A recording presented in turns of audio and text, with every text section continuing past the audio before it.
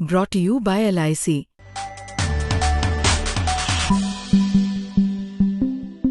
नमस्कार, मैं हूं मिलिंद खांडेकर और आप देख रहे हैं हिसाब किताब आज करेंगे चांदी का। जैसा कि आप जानते हैं, शुक्रवार को चांदी मुंबई के बाजार में 1 किलो 3,34,000 रुपये पर बंद हुई। और अगर आप हिसाब समझिए तो 1 साल पहले तक चांदी करीब 1 लाख रुपये प्रति किलो मिल रही थी। 1 महीने पहले यानी दिसंबर में यह भाव 1 लाख से बढ़कर 2 लाख रुपये प्रति किलो हो गया। लेकिन अब देखिए, महीने भर में ही चांदी का दाम 1 लाख बढ़ गया, मतलब 2 लाख से लेकर 3 लाख रुपये पार कर गया प्रति किलो। तो चांदी क्यों बढ़ रही है, चांदी क्यों हो रही है, ये आज हम समझेंगे हिसाब किताब। देखिए, सोने चांदी को लेकर जो इन्वेस्टर वॉरेन बफे हैं, उन्होंने एक बात कही थी। उस समय वो बात उन्होंने सोने को लेकर कही थी। उनका ये कहना था कि सोना जो है, दुनिया भर में जितना भी सोना है, वो आप किसी एक बड़े कमरे में या बड़े हॉल में पिघला कर जमा करके रख सकते हैं। वो एक क्यूब के आकार का हो जाएगा, लेकिन उसका कोई इस्तेमाल नहीं है। उसको वो कहते थे कि ये नॉन प्रोडक्टिव है, मतलब सोने से आप उसको और कुछ भी कर नहीं सकते। कोई और इस्तेमाल नहीं था सिवाय कि गहने बनाने का। तो उनके कहने का मतलब ये था कि अगर आपने ज़मीन खरीदी है तो आप उसमें खेती करेंगे तो फसल उगेगी, आपको अनाज मिलेगा, तो कुछ प्रोडक्शन होगा। आप किसी कंपनी के शेयर खरीदेंगे तो कंपनी कोई कामकाज करेगी, प्रोडक्शन होगा, सर्विस देगी। तो कुल मिला के जब आप पैसे को कहीं इन्वेस्ट कर रहे हैं तो वो एक प्रोडक्टिव असेट बन रही है, जबकि सोना जो है वो प्रोडक्टिव असेट नहीं है। वो जस की तस रहेगी, उससे आप कुछ घटा बढ़ा नहीं सकते हैं। लेकिन अब चांदी इसको गलत साबित कर रही है। और चांदी में तेजी का कारण गहने नहीं है। चांदी में तेजी का कारण है कि मॉडर्न टेक्नोलॉजी में उसका इस्तेमाल तेजी से बढ़ रहा है। तो कहाँ कहाँ चांदी का इस्तेमाल बढ़ रहा है, ये पहले समझ लेते हैं। देखिए, 3 तरह की जो इंडस्ट्रीज हैं उसमें चांदी का इस्तेमाल बढ़ रहा है। सबसे पहले सोलर एनर्जी में, दूसरे नंबर पर है ईवी यानी इलेक्ट्रिक व्हीकल्स में, और तीसरे नंबर पर है सेमीकंडक्टर, जिनका इस्तेमाल एआई में हो रहा है। तो एक एक करके समझ लेते हैं। देखिए, पूरी दुनिया में इस समय जो क्लीन एनर्जी के लिए मुहिम चल रही है, उसका प्रोडक्शन बढ़ाने पर ध्यान दिया जा रहा है। सोलर एनर्जी का जो प्रोडक्शन है, हर साल करीब 10% बढ़ रहा है। अब जब सूरज की किरणें सोलर पैनल पे पड़ती है तो उसको जब बिजली में कन्वर्ट किया जाता है तो वहाँ चांदी का इस्तेमाल होता है। तो जैसे जैसे सोलर एनर्जी का इस्तेमाल बढ़ता जाएगा, वैसे वैसे चांदी की मांग बढ़ती जाएगी। हालांकि अब ऐसी टेक्नोलॉजी आ रही है जिसमें जो चांदी है उसका इस्तेमाल अनुपात में कम करना पड़े सोलर एनर्जी के पैनल में, उस पर काम चल रहा है। लेकिन इतना तय है कि सोलर एनर्जी का इस्तेमाल बढ़ेगा, और चूंकि सोलर एनर्जी का इस्तेमाल बढ़ेगा तो चांदी की मांग बढ़ेगी। दूसरी जो मांग है वो बढ़ रही है सेमीकंडक्टर की वजह से, जिसको आप चिप्स भी कह सकते हैं, जिसका इस्तेमाल एआई यानी आर्टिफिशियल इंटेलिजेंस के मॉडल की ट्रेनिंग में होता है, या जब कंप्यूट करते हैं, मतलब जब आप कोई सवाल पूछते हैं उसका जवाब करने के लिए वो कुछ गणना करता है, तो वहाँ भी सेमीकंडक्टर का इस्तेमाल होता है। और इस सेमीकंडक्टर में जो इस समय सबसे हॉट प्रॉपर्टी है दुनिया की, टेक्नोलॉजी की दुनिया की, उसमें भी चांदी लगती है। तो ये हुआ दूसरा बड़ा इस्तेमाल।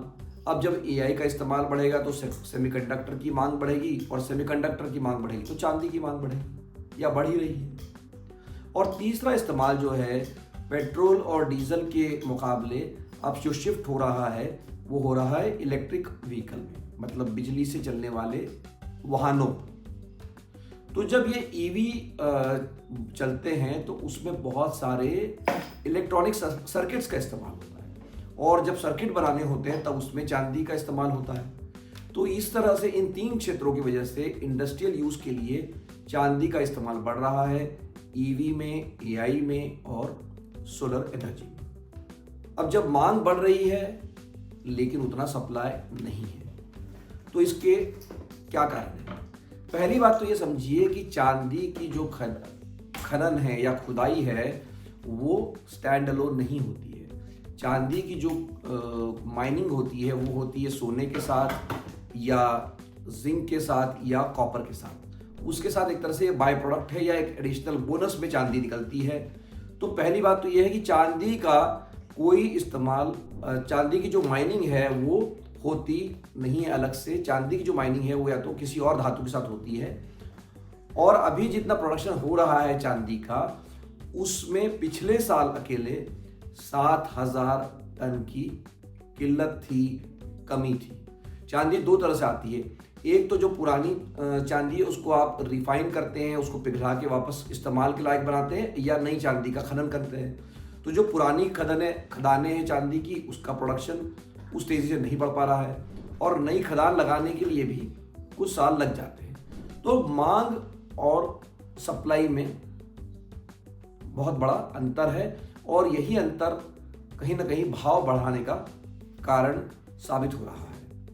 लेकिन इससे भी बड़ा कारण जो है, ये 2 लाख से 3 लाख रुपये बढ़ने का जो बड़ा कारण ये है कि चीन ने अब चांदी का इस्तेमाल अपने लिए करना, उसका जो एक्सपोर्ट कंट्रोल है वो करना शुरू कर दिया है।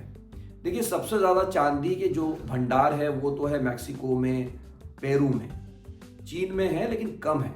पर चीन के पास जो मार्केट शेयर है रिफाइनिंग का, मतलब जो इंडस्ट्रियल यूज़ के लिए या जो खपत के लिए चांदी बनती है, उसका 60 से 70% चीन बनाता है। और चीन ने अब ये कर दिया है कि अपने देश से जब चांदी बाहर जाएगी, एक्सपोर्ट होगी, तो उस पर कंट्रोल लगा दिए हैं, लाइसेंस सिर्फ बड़ी कंपनियों को दिए गए हैं। तो चूंकि चीन से सप्लाई अब कम हो सकता है क्योंकि एक्सपोर्ट कंट्रोल लगा दिए हैं, चीन एक तरह से इसको एक हथियार की तरह इस्तेमाल कर रहा है चांदी को अपने ट्रेड पॉलिसी में।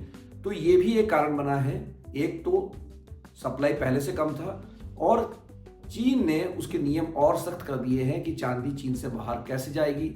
इसलिए चीन के दाम लगातार बढ़ रहे हैं। कहाँ तो साल भर पहले 1 लाख रुपया प्रति किलो थे और अब 3 लाख रुपये प्रति किलो पार कर गए। इस तेजी को जो आग लगाने का एक काम और हो रहा है, जो इन्वेस्टर्स हैं वो चांदी के पीछे भाग रहे हैं, जो ETF है वो भी चांदी में निवेश कर रहे हैं। ये भी एक कारण है कि चांदी के भाव बढ़ते जा रहे हैं। तो अब सवाल ये है कि क्या चांदी के भाव इसी तरह से बढ़ते रहेंगे? तो हमारे पास इसका कोई जवाब नहीं है, ये तो आपको निवेश सलाहकार ही बता पाएंगे। लेकिन एक बात तय है कि चांदी जो है वो सोने से ज़्यादा उपयोगी साबित हो रही है। उसके सिर्फ गहने नहीं बन रहे हैं या बर्तन नहीं बन रहे हैं, उसका इंडस्ट्रियलिस्ट जो यूज़ है वो बढ़ रहा है और वो आने वाले वर्षों में और बढ़ सकता है। इसलिए चांदी का जो भविष्य है वो फिलहाल उज्जवल दिखाई दे रहा है।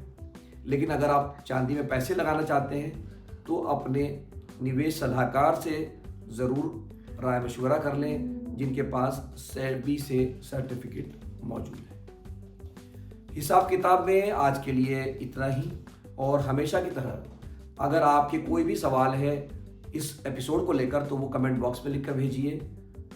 मेरी कोशिश होगी कि आपको आपके सवालों का मैं जवाब दे सकूं। एक बार फिर से हिसाब किताब का ये अंक देखने के लिए आपका बहुत बहुत धन्यवाद। नमस्कार।